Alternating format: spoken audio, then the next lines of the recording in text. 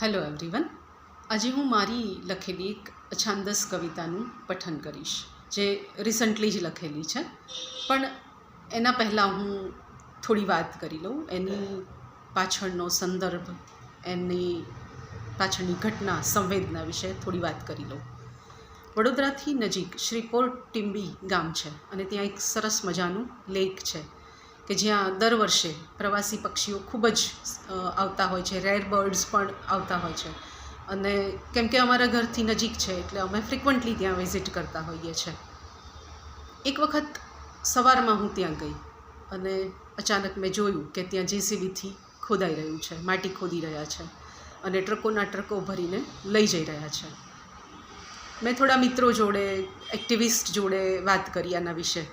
તપાસ શરૂ કરી અમે લોકોએ કે ભાઈ આ શું કામ થઈ રહ્યું છે, કોણ કરી રહ્યું છે.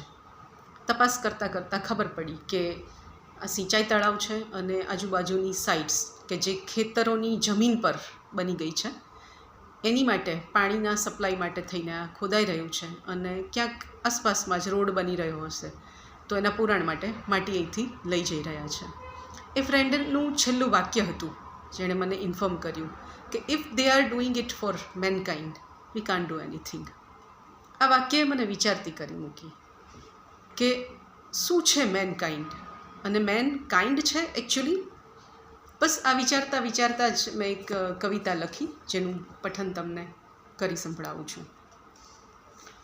રસ્તાઓ પહોળા કરવા માટે હજારો લાખો વૃક્ષોને કરે ધ્વસ્ત, પછી મેનકાઇન્ડ ગ્લોબલ વોર્મિંગથી ત્રસ્ત અને એના વિશે ચર્ચા કરવામાં વ્યસ્ત.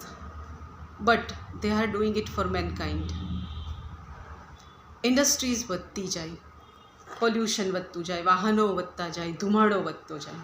પાછું મેનકાઇન્ડ તો કચરો બાળે અને કચરામાં કાગળ, પ્લાસ્ટિક કંઈ પણ આવે. કદાચ ચૂલાનો ધુમાડો મેનકાઇન્ડને આટલો નહોતો નડતો, પણ મેનકાઇન્ડને તો વિકાસ જોઈતો હતો. ખેતરોની જમીન પર બની જાય બહુમાળી મકાન. ખેતરો જ નહીં હોય તો ક્યાંથી આવશે ખાવાધાન? મેનકાઇન્ડ અને એના વાહનોને ચલાવવા માટે સપાટ રસ્તાઓ બનાવે, ધરતીને મઢી દે ડામરથી, ધરતીનો શ્વાસ રૂંધાય.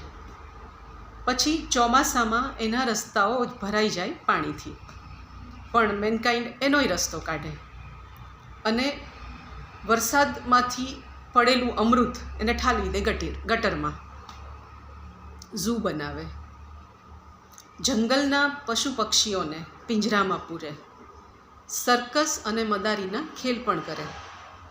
પોતાના મનોરંજન માટે એ શું શું કરે. But they are doing it for mankind.